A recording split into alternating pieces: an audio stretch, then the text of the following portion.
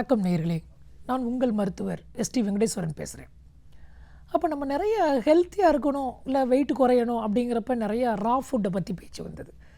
ரா vegetable salad, பச்சை காய்கறி எல்லாம் சாப்பிடணுங்கிறீங்க. ஆனால் பயமாக இருக்கே, எங்கே பார்த்தாலும் பூச்சிக்கொல்லி மருந்து, உரம் அப்படின்றாங்க. கொஞ்சம் ரா ஃபுட்டு சாப்பிடுங்க அப்படின்னா அதில் பூச்சிக்கொல்லி மருந்து அப்படிங்கிறாங்க இல்லையா? சில இடத்துல கிடைக்கிது இந்த மாதிரி என்ன சொல்கிறது, ஆர்டிஃபிஷியலாக உரம் கலக்காமல் இல்லை பூச்சிக்கொல்லி மருந்து இல்லாமையும் இன்றைக்கி ப்ரொடியூஸ் பண்ணுறாங்க. அது கிடச்சா நீங்கள் அதை யூஸ் பண்ணுங்கள். பட் பயப்பட வேண்டாம், தயவு செய்து நீங்கள் பயப்படுற மாதிரிலாம் கிடையவே கிடையாது. நல்லா ஞாபகம் வச்சுக்கோங்க, எந்த காய்கறி பழங்கள் எது வாங்கினாலும் அதில் இது இருக்குதுன்னு நீங்கள் நினச்சிங்க அப்படின்னா முதல்ல அதை க்ளீனிங் என்ன சொல்கிறது, வாஷ் பண்ணாவே மேக்ஸிமம் போயிடுங்க இது எல்லாமே. அதுக்கு மேலேயும் பயம் இருக்கா, கொஞ்சம் நேரம் அதை ஊற வைங்க.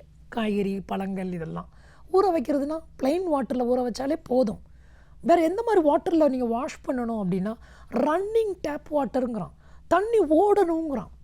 அதில் நீங்கள் கொஞ்சம் நேரம் வெஜிடபிள்ஸ் காய்கறியில் ஒன்றா நீங்கள் வாஷ் பண்ணிட்டீங்கன்னா மேக்ஸிமம் அதிலேருந்து நீங்கள் வெளியே வந்துடலாம்.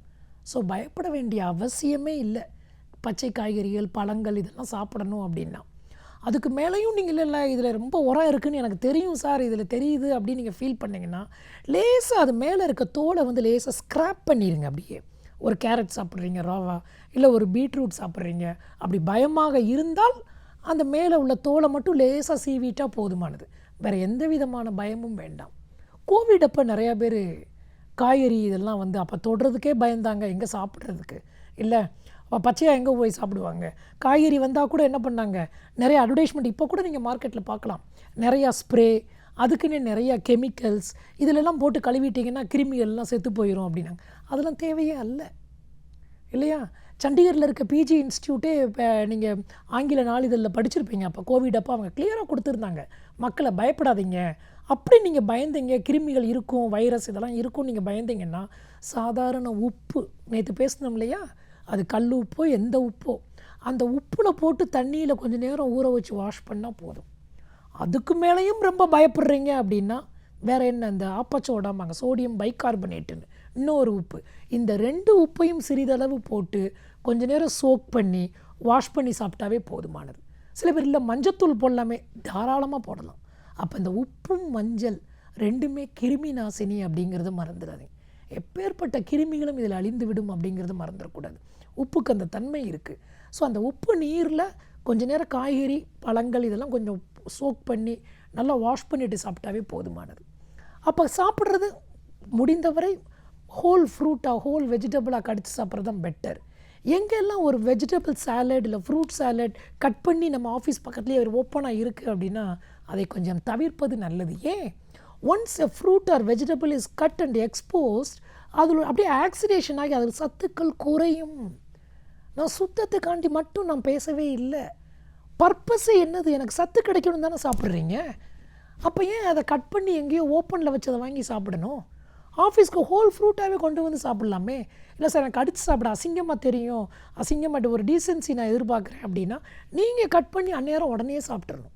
கட் பண்ணி எக்ஸ்போஸே ஆகக்கூடாது. இன்ஃபேக்ட் காய்கறிகளை எப்படி வாங்கணும் அப்படிங்கிறதுலே ஒரு முறை இருக்குங்கிறான். வாங்கும்போது அது ரொம்ப டெண்டராக இருக்கணும் பார்க்கணுங்கிறாங்க, ரொம்ப ஃப்ரெஷ்ஷாக இருக்கணும் பார்க்கணுங்கிறாங்க, வெளிரி போய் இருக்கக்கூடாதுங்கிறாங்க. ஒரு முட்டைக்கோஸ் வெளிரி போய் இருந்தால் அது நல்லதில்லை, கேரட் வெளிரி போய் இருந்தால் வாங்க வேண்டாம். கத்திரி பிஞ்சு, வெண்டை பிஞ்சு, முருங்கை பிஞ்சு, அந்த மாதிரி பிஞ்சுகளாக இருக்கும்போது அதனுடைய என்ன சொல்கிறது குணாதிசயமே வேறு, அதனுடைய ஸ்ட்ரென்த்தே வேறு. நம்ம எப்படி யங்காக இருக்கும்போது நம்மளுக்கு எவ்வளவு ஸ்ட்ரென்த் இருந்தது அந்த மாதிரி காய்கறிகளை தான் எடுக்கணும். இன்ஃபேக்ட் இது மட்டும் இல்லை, கட் பண்ணுறோம்ல அந்த இன்ஸ்ட்ருமெண்டேஷனை எப்படி இருக்கணும், அதுதான் நியூட்ரிஷனுங்கிறது. நம்ம அறிவு சார்ந்து நம்ம எடுத்துக்கணும் அப்படின்னா கண்டிப்பாக நம்ம யூஸ் பண்ணுறது நம்ம மேக்ஸிமம் அட்வான்டேஜ் எடுக்கணுங்க. அப்போ யூஸ் பண்ணுற கத்தி முதல்ல ஷார்ப்பாக இருக்கணும். மொட்டை கத்தியை வச்சுலாம் கட் பண்ணவே கூடாதுங்கிறான். ஒரு கேரட்டை எப்படி கட் பண்ணணும் அது கூட விஞ்ஞானம் சொல்லியிருக்கு.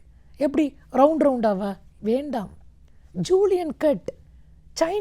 நீங்கள் சைனீஸ் ஹோட்டலில் பார்த்தீங்கன்னா ஜூலியன் கட் இந்த மாதிரி கட் பண்ணியிருப்பாங்க லாங்காக, இல்லை இந்த மாதிரி கட் பண்ணும்போது அதோடைய வைட்டமின் சி உடைய அளவும் பாதுகாக்கப்படுது அப்படிங்கிறாங்க.